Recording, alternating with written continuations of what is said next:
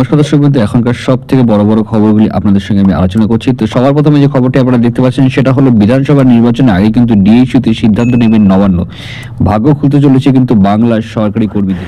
তো দ্বিতীয় খবরটা একটু ভয়ানক, সেটা হলো যে নিপা ভাইরাসের প্রভাব কিন্তু বাংলায় ছড়িয়ে পড়ছে। তো সেখানে নিপা ভাইরাসের সন্দেহে কিন্তু বারাসাতের বেসরকারি হাসপাতালে ভর্তি দুই নার্স, দুই হাসপাতাল ঘুরেও কিন্তু ভেন্টিলেশন এবং শারীরিক অবস্থার অত্যন্ত কিন্তু সংকটজনক হয়ে রয়েছে। সেটা দেখতে পাচ্ছেন যে স্বামী বিবেকানন্দের কিন্তু জন্মদিন আজ পালন করা হলো বেলুড় মঠে।